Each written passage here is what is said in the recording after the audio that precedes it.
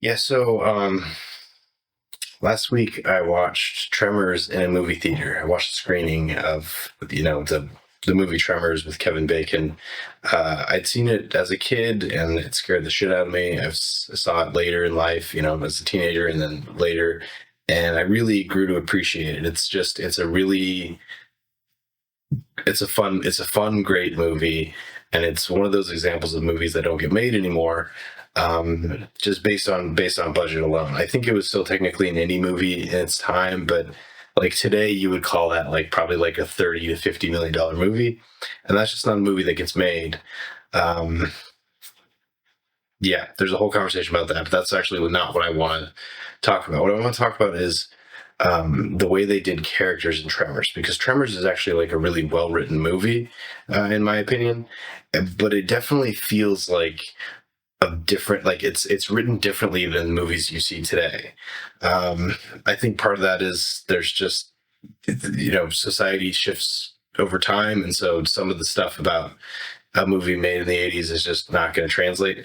But a lot of the character stuff, I just feel like I don't know. There's something about characters are right now like either really like way too specific, or they're just they're either they're underdrawn or overdrawn, if that makes sense. I was always in the camp that you need to make every character unique, relatable ish, human, understand it, like understood, like the sweet spot for writing for me is the characters are telling the story. You're just writing it down, but really you get to a point where the characters' voices and the characters' point of view are what is driving the story. However you get there. But I'm coming to realize like Tremors does this really interesting thing. So it's an ensemble, so there's a bunch of characters in it. And the first act is basically setting up obviously the monsters, but they're also you pretty much get like a scene, like an introductory scene for each character. And so it's the idea of like movies in the 80s sort of unfurled more slowly than nowadays. But I think it's a little bit more like even more nuanced than that. It's that like you get to see Kevin Bacon and the other guy waking up in the bed of the truck because they've been camping outside. You get to see the kid, the teenager. You get to see the little girl with the jump rope. You get to see the store owner. You get to see the couple that's doomsday preppers. You get to see the doctor and his wife, and they all get their sort of initial scene. And they're all basically just like archetypes or cliches or like just space fillers for real characters.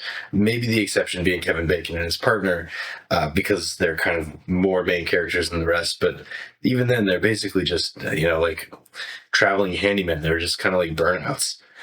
And so you don't really get a lot of information about them. And I was always, sort of taught you gotta make characters unique and specific and make them, make them the intricate people that they need to be as quickly as possible, which is a huge amount of labor, and it has a real risk of slowing down the story because you got to figure out a way to sort of organically make it all fit at the beginning in order to have them go on their journey. Where in Tremors, you're just on the journey already, and it's sort of like you're just peeling back the layers of each character over time. And so they start with archetypes and cliches, and then the more you get to know them, the more they become more specific, which is an interesting way of doing it that just feel like is not happening right now. And I think part of it is in the 80s every movie started with cliches and archetypes, and the better written ones worked on the characters enough over the course of the story to make them unique, make them memorable, make them great.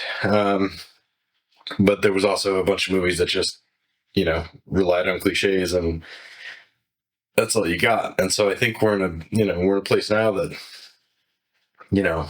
even good movies, even movies that are considered like pretty well written, a lot of characters are either criminally underwritten and they fall into cliche, or they're like so unnecessarily overwritten that you get slowed down, or you get bogged down, or you get stuck dealing with a character that is too weird to even be reasonably existing in the world we live in. If it's such a story like that, which I would argue Tremors is a this is our world kind of story. Um, so yeah, I'm really coming around to the idea of maybe you don't have to lay so much groundwork in the front for characters, and maybe you start with like, I guess like Tucker and Dale versus Evil kind of logic, where you just you show you it's honestly it's sort of like improv comedy does the same thing, where you establish something, and then you work from that. Like you say, hey, you're a farmer, and then you work from being a farmer, instead of saying, hey, you're a father of two who's dealing with PTSD, and you run a farm, but you're also trying to get your bowling team, to the finals. That all that stuff doesn't necessarily need to be established right away. I'm getting off the rails here, but I guess what I'm getting at is, there's just like I don't even know if it's, I don't know what the core problem is with contemporary movies right now that I'm having so much trouble with. But seeing Tremors in all of its campy, silly, like, winking at the screen glory on the big screen, it just kind of worked. And it had this sort of like quiet confidence that couldn't, like, modern movies, I just don't feel like most of them have. It was refreshing. So I think maybe for a while at least, I'm just gonna write a bunch of cliche characters and see how I can evolve them out of the cliche, instead of starting from a fresh character and trying to actively, consciously make sure that they don't fall into cliche over time, if that makes sense. I don't know. Takeaways. Tremors is great. It holds up. Man, does it hold up.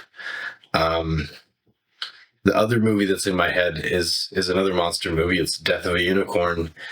Uh, yeah, I don't know. There's something about even the most well drawn out character in Death of a Unicorn, which is Jenna Ortega's character. She just you get scenes where she's almost becoming unique, and then the writers just seem to pull back and just make her all about her frustration with her relationship with her dad, where you're not, no one person is one thing, I guess, is what I'm getting at. And yeah, anyway, catch you next time, I guess.